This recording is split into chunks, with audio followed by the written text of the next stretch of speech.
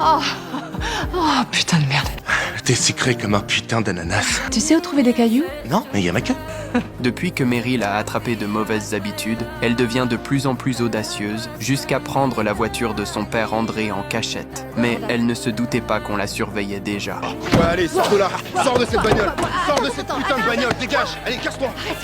Non, attends, s'il te plaît, c'est la voiture de mon père, je t'en prie. L'emmerde, Fais pas ça, non, fais pas ça. On peut s'arranger, mais vole pas la voiture de mon père, non. Paniquée, Meryl se tourne vers son amie Wanda, pensant trouver du réconfort, mais elle ne s'attendait pas à de la trahison. Ça va péter les plombs. Wanda, arrête, c'est ma mère qui me l'a... À ce moment, André remarque que sa voiture a disparu. Il demande aussitôt de l'aide à ses collègues de la police et peu de temps après, il retrouve sa trace, y découvrant des indices liés à Meryl. André comprend immédiatement que Meryl pourrait être en danger. Il contacte alors l'ex de Meryl, Franklin, espérant qu'il pourra agir pour aider. Je suis là parce que je pense que t'as une meilleure idée que moi de l'endroit où elle pourrait être. Je sais que vous êtes proches. Je vais me renseigner. Désolé pour le dérangement. Va chercher cette fille.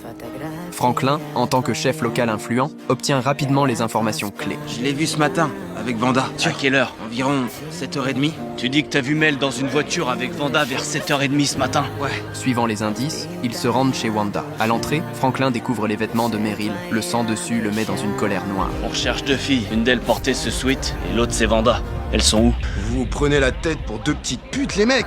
Sérieusement, c'est une blague ou quoi? C'est pas un putain de jeu, alors réponds à la question. Dis-nous où elles sont tout de suite. T'avais volé une voiture aujourd'hui? On en vole tous les jours. Sac à main de ma grand-mère. Léon, dégomme ce fils de pute. Non. Alors que la tension est à son comble, un coup de téléphone vient détendre l'atmosphère. Léon, on y va, ils l'ont trouvé. Elle va bien? Non. Quand Franklin arrive en trombe, il ne voit qu'une Meryl à l'agonie. Il la ramène immédiatement à la maison, et face à sa bien-aimée si fragile, Franklin ne peut ressentir que de la peine. Si j'étais vous, je la garderais toujours dans mon champ de vision. Le désespoir le plus profond, c'est de voir la personne qu'on aime le plus tomber pas à pas dans l'abîme.